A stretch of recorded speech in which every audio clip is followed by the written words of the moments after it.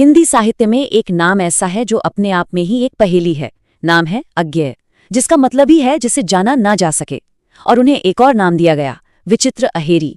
सोचिए, एक ऐसा शिकारी जिसके तीर लफ्जों के बने हैं और निशाना प्रकृति से लेकर इंसान के मन की गहराइयों तक, सब कुछ। उनकी कविता की ये पंक्तियां सुनिए, एकदम सीधे उनके एहसास की दुनिया में ले जाती हैं, है ना? प्रकृति से उनका रिश्ता कितना गहरा और शांत था, ये इन शब्दों में साफ छलकता है। बिल्कुल वैसे जैसे किसी झरने का संगीत धीरे धीरे रूह में उतर रहा हो। तो आखिर कौन थे ये अज्ञेय? क्या वो सिर्फ एक कवि थे, या एक क्रांतिकारी, एक यात्री, या शायद इन सब से कहीं बढ़कर? चलिए साथ मिलकर इस पहेली को सुलझाने की कोशिश करते हैं। तो सबसे पहले इसी नाम को पकड़ते हैं, एक विचित्र अहेरी। ये उपमा यानी ये मेटाफर उनके लिए क्यों इस्तेमाल हुआ? देखिए, अहेरी मतलब शिकारी, पर अज्ञेय का शिकार अलग था। उनके शब्द तीर की तरह बाहरी दुनिया से लेकर हमारे अंदर के सन्नाटे तक को भेज जाते थे। उनकी नजर हर उस चीज पर थी जिसे हम महसूस तो कर लेते हैं, पर कहना मुश्किल होता है। और इसी न जाने जा न सकने वाली क्वालिटी से जुड़ा है उनका नाम अज्ञेय, मतलब दी अननोएबल। सोचने वाली बात यह है कि ये सिर्फ एक पेन नेम नहीं था, ये उनकी पूरी पहचान बन गया। और इसके पीछे की कहानी तो और भी दिलचस्प है। ये नाम उन्हें मिला जेल में, जब उनकी कहानियां छपने के लिए बाहर आईं और किसी को पता ही नहीं था कि लेखक है कौन। तो अज्ञेय के पीछे का असली नाम क्या था? वो थे सच्चिदानंद हीरानंद वात्स्यायन। उनका जन्म हुआ था 7 मार्च 1911 को उत्तर प्रदेश के कुशीनगर में, वही जगह जो गौतम बुद्ध के महापरिनिर्वाण के लिए जानी जाती है। एक अजीब संयोग है ना? लेकिन एक लेखक बनने से बहुत पहले वात्स्यायन की जिंदगी ने एक बिल्कुल अलग, एक नाटकीय मोड़ लिया, क्योंकि उनकी जवानी का एक बड़ा हिस्सा एक क्रांतिकारी के रूप में बीता और इसी रास्ते ने उन्हें सीधा जेल की सलाखों के पीछे पहुंचा दिया। उनका सफर देखिए कितना अलग था। शुरुआत में घर पर ही हिंदी, इंग्लिश, संस्कृत और फारसी जैसी भाषाएं सीखी। फिर साइंस की पढ़ाई की, लाहौर से बीएससी की डिग्री ली। लेकिन साइंस का ये स्टूडेंट बहुत जल्द क्रांति की आग में कूद गया। अपनी एमए की पढ़ाई बीच में ही छोड़ दी और शामिल हो गए चंद्रशेखर आजाद और भगत सिंह जैसे क्रांतिकारियों के साथ। और नतीजा 1930 में अमृतसर में गिरफ्तारी। ये सवाल मन में आ सकता है कि उनका काम क्या था इस दल में? वो इस ग्रुप के साइंटिस्ट थे। हाँ, उन्हें दिल्ली में एक सीक्रेट जगह पर बम बनाने की जिम्मेदारी दी गई थी। और उस जगह का कोड नेम सुनकर शायद थोड़ा अजीब लगे, हिमालयन टॉयलेट्स फैक्ट्री। एक लेखक और बम बनाना, सच में कितना हैरान करने वाला पहलू है ये। और यहाँ देखिए कि उनके अंदर का कलाकार और क्रांतिकारी कैसे एक साथ जिंदा थे। जिस जज ने उन्हें सजा सुनाई, उसने भी उनके कोर्ट में दिए गए बयान को क्या कहा जानते हैं? उसने कहा, ये साहित्य का एक टुकड़ा है जो हमेशा जिंदा रहेगा। सोचिए, एक जज एक कैदी के बयान को साहित्य कह रहा है। ये शब्द तो जैसे उनके भविष्य की भविष्यवाणी थे। तो जेल की दीवारें उनके लिए अंत नहीं बनी, बल्कि एक नई शुरुआत बन गई, क्योंकि यहीं क्रांतिकारी वात्स्यायन के अंदर से लेखक अज्ञेय ने जन्म लिया। इस नाम के जन्म की कहानी भी किसी फिल्म से कम नहीं है। देखिए, वात्स्यायन ने जेल में कहानियां लिखी, उन्हें चुपके से जेल से बाहर भेजा गया। ये कहानियां पहुंची लेखक जैनेन्द्र कुमार के पास और उनसे महान लेखक प्रेमचंद तक। पर एक प्रॉब्लम थी, प्रेमचंद को लेखक का असली नाम पता ही नहीं था। तो उन्होंने क्या किया? उन्होंने उन कहानियों को अज्ञेय नाम से छाप दिया, यानी दी अननोएबल। और बस एक गुमनाम कैदी हिंदी साहित्य का अज्ञेय बन गया। और सिर्फ कहानियां ही नहीं, उनका सबसे मशहूर, सबसे बड़ा नॉवल शेखर एक जीवनी, इसका आइडिया भी जेल में ही आया और इसका एक बड़ा हिस्सा वहीं लिखा भी गया। ये नॉवल आज भी हिंदी साहित्य की एक मील का पत्थर मानी जाती है। जेल से रिहा होने के बाद अज्ञेय के लेखन में 3 चीजें बहुत साफ दिखाई देती हैं: प्रकृति, यात्रा और पहचान की खोज। ये तीनों उनके दर्शन, उनकी फिलॉसफी का केंद्र थे। प्रकृति पर उनकी सोच बहुत अलग थी। जब उनसे पूछा गया कि वेस्टर्न फिलॉसफी तो जंगल को एक प्रिमिटिव, एक पिछड़ी हुई चीज मानती है, तो उनका जवाब सुनने लायक था। उन्होंने कहा, जंगल प्रिमिटिव नहीं बल्कि एक इटर्नल स्टेट है, एक सनातन अवस्था, और इंसान की असली चेतना तभी विकसित होती है जब वो प्रकृति से अपना जुड़ाव बनाए रखता है। और यात्रा, ट्रैवल, तो उनके खून में था। एक यायावर थे वो। उनका मानना था कि अपनी कल्चर को समझने के लिए उसे किसी दूसरी कल्चर की नज़र से देखना जरूरी है। जैसे उन्होंने खुद कहा, भारतीयता को एक जापानी छन्नी से छान कर देखना। उनके हिसाब से इससे हमारी पहचान और ज्यादा लिबरल और हेल्दी बनती है। चलिए अब बात करते हैं उनकी विरासत की, उनकी लेगेसी की। अज्ञेय ने हिंदी साहित्य पर एक ऐसी छाप छोड़ी जिसे मिटाया नहीं जा सकता। लेकिन उनकी इस विरासत को लेकर लोगों की राय हमेशा से बटी रही है। एक तरफ उनके काम को देश और दुनिया में खूब सराहा गया। उन्हें साहित्य अकादमी अवार्ड मिला, फिर ज्ञानपीठ अवार्ड, जो भारत का सबसे बड़ा लिटरेरी ऑनर है। युगोस्लाविया में उन्हें गोल्डन रीथ अवार्ड जैसा इंटरनेशनल सम्मान भी मिला। और हाँ, उन्होंने तार सप्तक सीरीज की शुरुआत की, जिसने कवियों की कई जनरेशन्स को एक नया मंच, एक नई दिशा दी। लेकिन जैसा मैंने कहा, सिक्के का दूसरा पहलू भी था। जहां कुछ लोगों के लिए शेखर पढ़ना एक न भूलने वाला अनुभव था, वहीं कई क्रिटिक्स को उनकी रचनाएं हद से ज्यादा बौद्धिक और बनावटी लगती थीं। उनकी कॉम्प्लेक्स भाषा की वजह से ये भी कहा गया कि वो रस सिद्ध नहीं हैं, यानी इमोशंस के कवि, बल्कि वाक सिद्ध हैं, यानी शब्दों के जादूगर। उनकी पर्सनल लाइफ में भी एक अजीब सा विरोधाभास था। उन्हें एक मोस्ट प्राइवेट पर्सन कहा जाता था, जो अक्सर अकेले रहना पसंद करते थे। लेकिन इसके बिल्कुल उलट, उन्होंने हमेशा लेखकों और कलाकारों की कम्युनिटीज बनाने के लिए बहुत मेहनत की। और अंत में उनकी ये कविता, यह दीप अकेला, शायद उनकी पूरी फिलॉसफी को समझा देती है। एक अकेला दिया, स्नेह से भरा, गर्व से भरा, पर उसकी सार्थकता, उसका मतलब तभी है जब वो दियों की एक लाइन का, एक पंक्ति का हिस्सा बन जाए। हर व्यक्ति, हर इंडिविजुअल अकेला है, यूनिक है, पर उसकी असली कीमत समाज के साथ जुड़ने में ही है। तो आखिर में सवाल यही है कि क्या हम अपने अकेलेपन के गर्व को समूह की रोशनी में मिलाने के लिए तैयार हैं? हिंदी साहित्य में एक ऐसा नाम जिनकी कलम से कविता भी बहती थी और गहरे विचार भी। जी हां, हम बात कर रहे हैं सच्चिदानंद हीरानंद वात्स्यायन अज्ञेय की। आज हम उनके जहन में उतरने की कोशिश करेंगे, ये समझेंगे कि उनकी सोच, उनका फलसफा क्या था, और ये सब हम जानेंगे उन्हीं के शब्दों के जरिए। तो इस पूरी बातचीत की शुरुआत एक सवाल से करते हैं। ये वो सवाल है जो अज्ञेय से उनकी जिंदगी के आखिरी दौर में अक्सर पूछा जाता था। लोग बड़े हैरान थे कि भाई एक इतना बड़ा कवि, इतना बड़ा उपन्यासकार अचानक वैचारिक निबंधों की तरफ क्यों मुड़ गया। और यही सवाल है जो हमें उनके फलसफे की जड़ तक ले जाएगा। और इस सवाल पे अज्ञेय का जवाब कमाल का था। उन्होंने कोई सीधा जवाब नहीं दिया, बल्कि सवाल पूछने वाले पर ही एक सवाल दाग दिया। उन्हें ऐसा लगा मानो उनसे उनके काम के लिए कोई सफाई मांगी जा रही हो। और यहीं से ये साफ हो जाता है कि अज्ञेय के लिए सोचने और रचने में कोई फर्क था ही नहीं। और यहीं हम उनके दर्शन के पहले और सबसे बड़े आइडिया पर पहुंचते हैं। वो ये कि विचार और रचना के बीच की दीवार असल में है ही नहीं, ये एक झूठा बंटवारा है जिसे हम अक्सर सच मान बैठते हैं। देखिए, आमतौर पर हम साहित्य को दो खानों में बांट देते हैं, है ना। एक तरफ है रचनात्मक साहित्य, मतलब कविता, कहानी, उपन्यास, जिसे हम दिल से, भावनाओं से जोड़कर देखते हैं। और दूसरी तरफ है विचार साहित्य, यानी निबंध, विश्लेषण, जिसे दिमाग और तर्क की उपज माना जाता है। लेकिन अज्ञेय को ये बंटवारा, ये लकीर बिल्कुल मंजूर नहीं थी। तो अज्ञेय ने इस पूरी धारणा को ही खारिज कर दिया कि उन्होंने सोचना बाद में शुरू किया। जैसा कि वो खुद कहते हैं, लेखन का हर टुकड़ा विचार से ही पैदा होता है। मतलब कोई भी कविता या कहानी बिना सोचे समझे तो पैदा हो ही नहीं सकती। उनके लिए रचनात्मकता कोई अलग चीज नहीं थी, बल्कि अपने विचार को कहने का, उसे महसूस कराने का एक और तरीका थी। तो विचार और रचना के बाद अब आते हैं एक और बड़े सवाल पर। समाज में एक लेखक की भूमिका आखिर है क्या? क्या उसे सिर्फ अपनी कला की दुनिया में रहना चाहिए, या फिर समाज के मुद्दों पर भी खुलकर बोलना चाहिए? ये वो दुविधा है, वो कश्मकश है जिससे हर दौर का लेखक गुजरता है। और अज्ञेय के समय में तो समाज में वैसी बड़ी उथल पुथल मची हुई थी। तो ऐसे में लेखक क्या करें, चुप रहें या आवाज उठाए? इस मामले पर अज्ञेय का नजरिया बड़ा साफ और सुलझा हुआ था। वो मानते थे कि देखो, लेखक कोई पॉलिसी एक्सपर्ट नहीं होता और ना ही उससे ऐसा बनने की कोशिश करनी चाहिए। लेकिन जब सामाजिक या राजनीतिक समस्याओं की मार आम आदमी पर पड़ती है, उस गैर विशेषज्ञ पर पड़ती है, तो उस आम आदमी के अनुभव को, उसकी पीड़ा को आवाज देना लेखक का फर्ज बन जाता है। लेखक ही वो है जो ये पक्का करता है कि इंसानी जज्बात सिर्फ आंकड़ों और फाइलों में दबकर न रह जाएं। अब चलते हैं अज्ञेय के एक बेहद गहरे और शक्तिशाली विचार की तरफ, परंपरा। एक ऐसा शब्द जिसे हम अक्सर सुनते हैं, लेकिन अज्ञेय के लिए इसके मायने बहुत अलग थे। उनके लिए परंपरा कोई गुजरी हुई मुर्दा चीज नहीं, बल्कि एक जिंदा ताकत थी जिससे हर लेखक को एक रिश्ता बनाना पड़ता था। तो परंपरा क्या है? अज्ञेय के लिए इसका मतलब आंखें बंद करके पुरानी बातों को मानना बिल्कुल नहीं था। उनका कहना था कि परंपरा से जुड़ने के लिए या उससे विद्रोह करने के लिए भी पहले उसे गहराई से जानना जरूरी है। आप किसी चीज के खिलाफ सार्थक विद्रोह भी तभी कर सकते हैं जब आपको पता हो कि वो चीज असल में है क्या। तो जानना दोनों का पहला कदम है। और इस बात को समझने का सबसे अच्छा तरीका है खुद हिंदी कविता का इतिहास देखना। अज्ञेय बताते हैं कि कैसे हर नया आंदोलन अपने पिछले आंदोलन से ही पैदा होता है। देखिए, पुरानी पीढ़ी की कविता औपचारिक थी, उसमें मैं की जगह नहीं थी।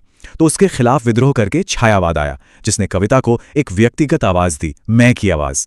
फिर अज्ञेय की पीढ़ी ने उसी मैं को परंपरा से विरासत में लिया और उसी छायावाद के खिलाफ एक नई तरह की कविता लिखी। मतलब हर पीढ़ी अपनी पिछली पीढ़ी के कंधे पर ही खड़ी होती है, चाहे वो उसके साथ हो या उसके खिलाफ।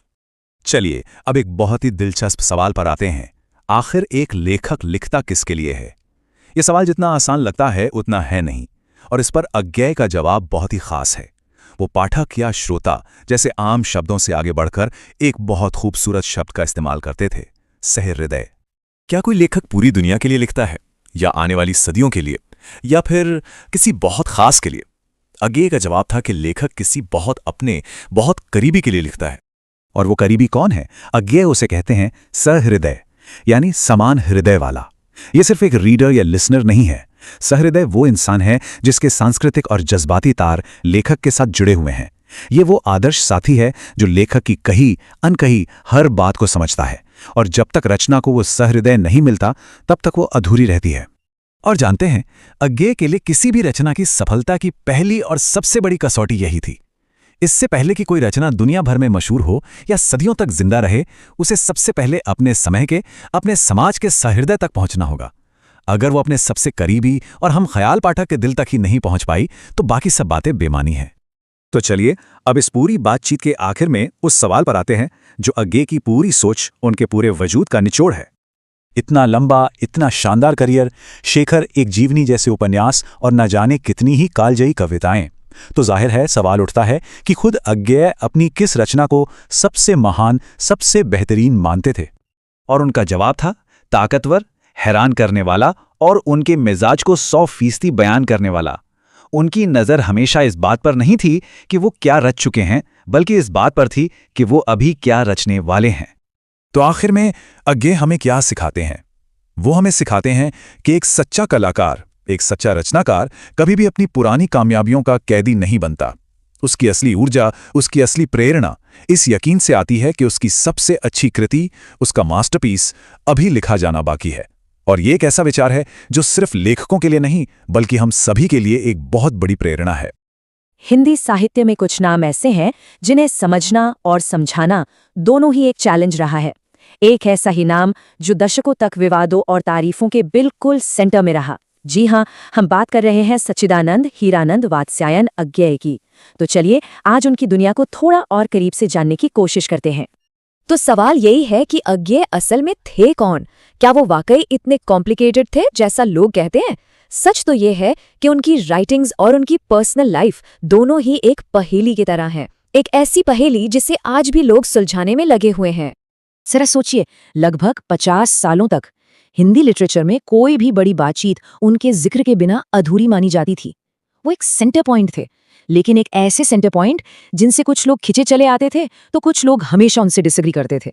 मतलब आप उन्हें पसंद करें या नापसंद, इग्नोर करना तो नेक्स्ट टू इम्पॉसिबल था, न तब और ना ही आज।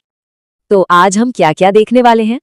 सबसे पहले समझेंगे कि वो एक पहेली क्यों थे, फिर बात करेंगे स्व की खोज की, फिर देखेंगे कि लैंग्वेज को लेकर उनका क्या नजरिया था, जानेंगे कि उस मिथक के पीछे का इंसान कैसा था, और आखिर में उनकी लेगेसी पर एक नजर डालेंगे। तो चलिए शुरू करते हैं पहले हिस्से से, उस पहेली से जो अज्ञेय की पर्सनैलिटी थी। उनकी शख्सियत कॉन्ट्रडिक्शन से भरी हुई थी, और शायद यही बात उन्हें इतना इंटरेस्टिंग बनाती है। देखिए कितना इंटरेस्टिंग कॉन्ट्रडिक्शन है। एक तरफ तो लोग कहते थे कि वो बड़े सेल्फ सेंटर्ड हैं, एरोगेंट हैं, और दूसरी तरफ उन्होंने इतने सारे नए राइटर्स का करियर बनाया, उन्हें एक प्लेटफॉर्म दिया, और वो सिर्फ एक चीज में माहिर नहीं थे। पोएट्री, फिक्शन, जर्नलिज्म, क्रिटिसिज्म, आप नाम लीजिए, वो हर फील्ड में टॉपर थे। सही मायनों में वो लिटरेरी वर्ल्ड में नयापन या मॉडर्निटी का सिंबल बन गए थे। अब आते हैं अज्ञेय के फिलॉसफी के कोर पर, और वो है स्व की खोज। लेकिन एक बात साफ है, उनका ये स्व या अहम वेस्टर्न कॉन्सेप्ट वाले ईगो से एकदम अलग था। तो अज्ञेय का अहम आखिर था क्या?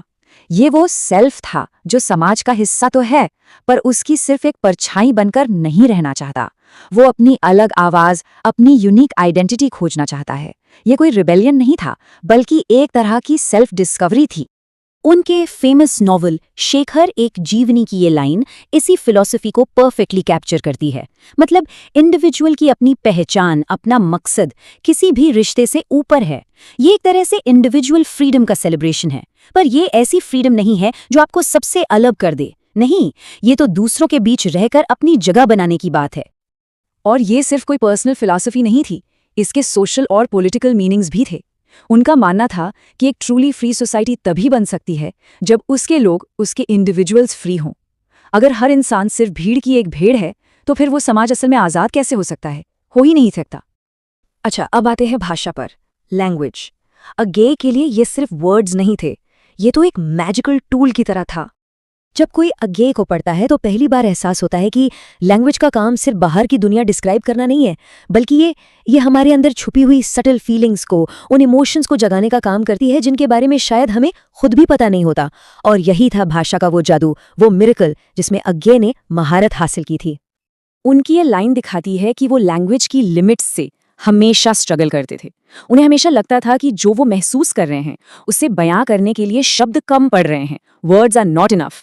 लेकिन कहने की, एक्सप्रेस करने की वो जिद, वो कभी नहीं गई। और यही तो एक सच्चे आर्टिस्ट की निशानी है, अपनी आर्ट के साथ वो कांस्टेंट स्ट्रगल। तो अभी तक हमने उनके आइडियाज, उनके लिटरेचर की बात की, पर इन सब मिथ्स के पीछे का इंसान कैसा था? एक राइटर का पर्सनल एक्सपीरियंस है जो इस बात को बड़ी खूबसूरती से बताता है। इमेजिन कीजिए, एक यंग राइटर है, उसने अज्ञेय के बारे में सालों से न जाने क्या क्या सुन रखा है कि वो बहुत एरोगेंट हैं, बहुत हार्श हैं। तो उसके मन में एक डर बैठ गया है। उसे लग रहा है कि वो जैसे ही मिलेगा उसे धुतकार दिया जाएगा। बस यही डर और कंफ्यूजन लेकर वो उनसे मिलने पहुंचता है। पर होता क्या है? बिल्कुल उल्टा। वो देखता है कि अज्ञेय तो अपनी ही धुन में कहीं विचारों में खोए हुए हैं, आसमान को देख रहे हैं। और जैसे ही उन्हें एहसास होता है कि कोई आया है, वो उसकी तरफ मुड़ते हैं और उस राइटर को किसी तरह की हार्शनेस की जगह एक अजीब सी जेंटलनेस महसूस होती है। और फिर अपनी उस फेमस मीठी आवाज में वो बस 2 शब्द कहते हैं, कहिए पूछिए। दैट्स इट, बस इतना ही। और उन 2 शब्दों में इतनी सिंप्लिसिटी थी, इतना ओपननेस था कि उस राइटर के मन में जो डर का पूरा किला बना हुआ था ना, वो एक झटके में ढह गया। ये थे मिथ के पीछे के असली अज्ञेय। और अब आखिर में बात करते हैं उनकी लेगेसी की। अज्ञेय हमारे सामने जिंदगी के 2 रास्ते रखते हैं, और उन्होंने खुद जो रास्ता चुना वही उनकी पूरी जिंदगी का, उनके पूरे काम का निचोड़ है। इसे ऐसे समझते हैं, एक तरफ है पहाड़ की पगडंडी, एक नैरो स्टोनी पाथ, आपको पता है ये कहाँ जा रहा है, इसका गोल क्लियर है। और दूसरी तरफ है समंदर की लहर, विशाल, स्मूथ पर अनसर्टन, इसका कोई तयशुदा गोल नहीं है। हो सकता है ये आपको कहीं ना ले जाए या वापस वहीं ले आए जहां से आपने शुरू किया था। तो अज्ञेय ने क्या चुना? उन्होंने लहर को चुना। उन्होंने एक प्री डिफाइंड रास्ते के कंफर्ट को छोड़कर सेल्फ डिस्कवरी किए एक अनसर्टेन जर्नी को चुना। उनकी पूरी लाइफ, उनका पूरा लिटरेचर इसी चॉइस का रिफ्लेक्शन है। एक कांस्टेंट सर्च, एक कांस्टेंट मोशन, बिना इस बात की परवाह किए कि मंजिल क्या है। लेकिन ये जर्नी अकेले की नहीं थी। उनके एक बहुत फेमस कविता की ये लाइन उनकी फिलॉसफी का क्लाइमैक्स है। ये दीप अकेला, मतलब वो फ्री इंडिविजुअल जो प्यार और गर्व से भरा है, पर इसको भी पंक्ति को दे दो, मतलब आखिर में उसे सोसाइटी के साथ, कलेक्टिव के साथ जोड़ दो। इंडिविजुअल फ्रीडम का असली मतलब तभी है जब वो समाज का एक प्रोडक्टिव हिस्सा बने। तो आखिर में सवाल यही बचता है कि जब हम अज्ञेय को पढ़ते हैं, उनके स्व की खोज के बारे में, उनकी अनसर्टन जर्नी के बारे में और इंडिविजुअल और सोसाइटी के बीच उस बैलेंस के बारे में, तो क्या हम कहीं ना कहीं खुद को ही नहीं खोज रहे होते?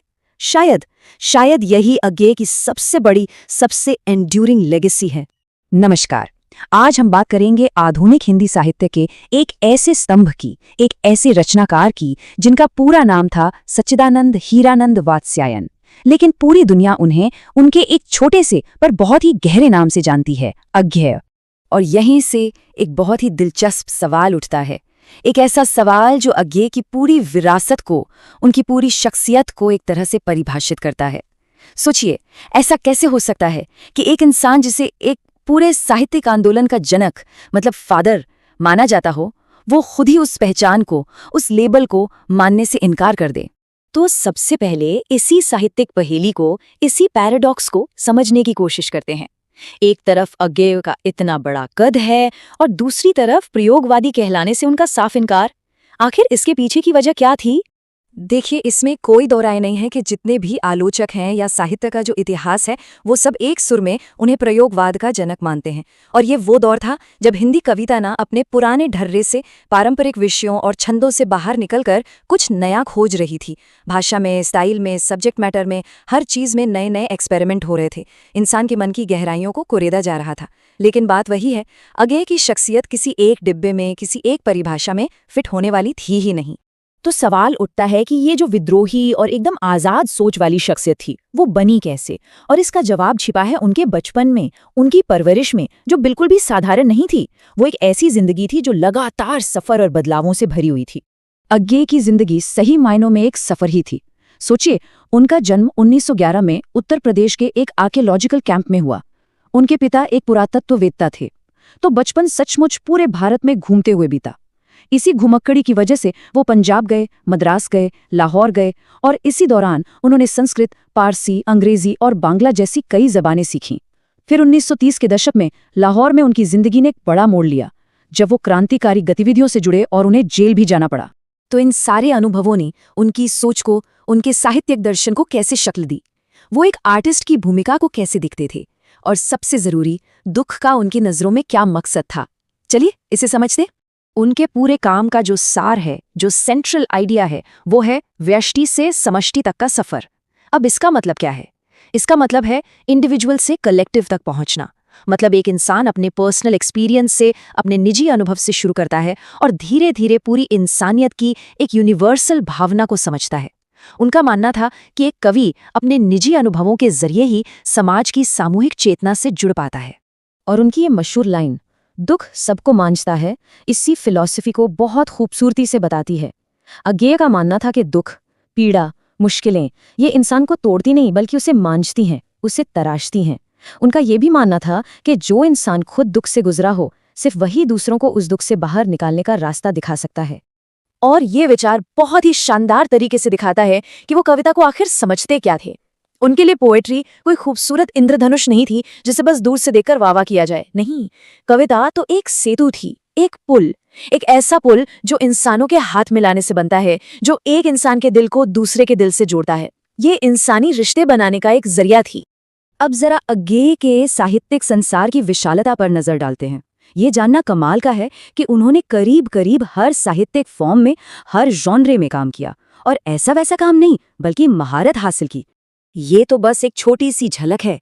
चाहे कितनी नावों में कितनी बार जैसी कविता हो, या फिर शेखर एक जीवनी जैसा जबरदस्त उपन्यास, विपथगा जैसी कहानियां हों, या आत्मनेपद जैसे गहरे निबंध, और हाँ, तार सप्तक का संपादन तो भूल ही नहीं सकते, जिसने हिंदी कविता की दिशा ही बदल दी। मतलब उनका जो क्रिएशन का यूनिवर्स था वो सच में बहुत बड़ा था। तो घूम फिरकर हम वापस उसी सेंट्रल सवाल पर आते हैं, आखिर अज्ञेय ने प्रयोगवादी होने के इस टैग को, इस लेबल को क्यों ठुकरा दिया? चलिए इसका जवाब उन्हीं के शब्दों में जानने की कोशिश करते हैं। और यहीं पर असली टकराव साफ दिखता है। एक तरफ पूरी लिटरेरी दुनिया है जो उन्हें प्रयोगवाद का जनक कह रही है, उन्हें ये टाइटल दे रही हैं, और दूसरी तरफ है खुद अज्ञेय जो कहते हैं कि भाई प्रयोग का कोई वाद नहीं होता। ये बात उनकी इंडिपेंडेंट सोच को साफ साफ दिखाती है। दूसरे सप्तक के इंट्रोडक्शन में उन्होंने इस बात को बिल्कुल साफ कर दिया था। उनका कहना था कि देखो, एक्सपेरिमेंट अपने आप में कोई मंजिल नहीं है, वो तो सिर्फ एक जरिया है, एक टूल है। असली मंजिल, असली गोल तो क्रिएशन है, कुछ नया रचना है। इसलिए हमें प्रयोगवादी कहना उतना ही बेमतलब है जितना हमें कवितावादी कहना, क्योंकि कविता भी तो एक जरिया है, कोई फाइनल डेस्टिनेशन नहीं। तो आखिर में चलिए अज्ञेय की असली विरासत को समझने की कोशिश करते हैं। एक ऐसी विरासत जो किसी भी लेबल या आंदोलन से कहीं ज्यादा बड़ी है। 1978 में उन्हें भारत का सबसे बड़ा साहित्यिक सम्मान ज्ञानपीठ पुरस्कार मिला। और पता है उन्होंने क्या किया? उन्होंने उस अवार्ड मनी में अपने पास से और पैसे मिलाए और वत्सल निधि नाम का एक ट्रस्ट शुरू किया ताकि साहित्य और संस्कृति को बढ़ावा मिल सके। ये दिखाता है कि उनका कमिटमेंट कितना गहरा था। इसके अलावा उन्होंने जोधपुर से लेकर कैलिफोर्निया तक की यूनिवर्सिटीज में पढ़ाया और हिंदी साहित्य को एक नई मॉडर्न शक्ल देने में उनका बहुत बड़ा हाथ रहा। हिंदी साहित्य कोश की ये बात उनकी अहमियत को एकदम सही तरीके से सामने रखती है। उन्हें एक ऐतिहासिक व्यक्तित्व कहा गया। क्यों? क्योंकि उनका काम सिर्फ काम नहीं है, वो अपने समय का गवाह है। ठीक वैसे ही जैसे कोई पुरानी ऐतिहासिक इमारत अपने दौर की पूरी कहानी बता देती है, अज्ञेय का साहित्य अपने जमाने के पूरे साहित्यिक माहौल की गवाही देता है। तो चलिए इसी एक सवाल के साथ आज की बात को यहीं खत्म करते हैं। अज्ञेय की जिंदगी और उनकी सोच हमें ये सोचने पर मजबूर करती है कि किसी भी आर्टिस्ट के लिए असल में जरूरी क्या है, समाज का दिया हुआ एक लेबल, एक पहचान, या फिर वो लगातार चलती रहने वाली क्रिएशन की जर्नी जो किसी भी परिभाषा, किसी भी दायरे में कैद नहीं होती। जरा सोचिए, एक ऐसा लेखक जिसे अपना नाम जेल में मिला, और वो नाम ऐसा था कि वो उनकी पहचान से भी कहीं बड़ा हो गया। आज की कहानी हिंदी साहित्य के एक ऐसे ही चमकते सितारे की है जिन्हें दुनिया सच्चिदानंद हीरानंद वात्स्यायन के लंबे चौड़े नाम से नहीं बल्कि सिर्फ एक शब्द से जानती है, अज्ञेय। लेकिन सवाल तो यही है ना, कि कोई अपना नाम अज्ञेय क्यों रखेगा, मतलब जिसे जाना न जा सके। इस एक सवाल में ना उनके पूरे जीवन का फलसफा छुपा है, और इसकी कहानी शुरू होती है एक जेल की अंधेरी कोठरी से।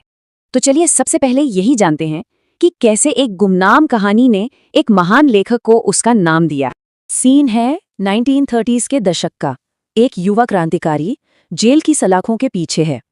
लिखने का तो जुनून है, लेकिन अपना नाम जाहिर नहीं कर सकता। तो वो क्या करता है, वो अपनी एक कहानी चुपके से जेल से बाहर भेजता है, बिना किसी नाम के। अब ये कहानी पहुंचती है उस दौर के सबसे बड़े लेखक मुंशी प्रेमचंद के पास। उन्हें कहानी इतनी पसंद आती है कि वो पूछते हैं, भाई इसका लेखक कौन है? जवाब मिलता है, नाम नहीं बता सकते, वो अज्ञात है। प्रेमचंद मुस्कुराते हैं और कहते हैं, तो फिर लेखक का नाम अज्ञेय ही रख देते हैं।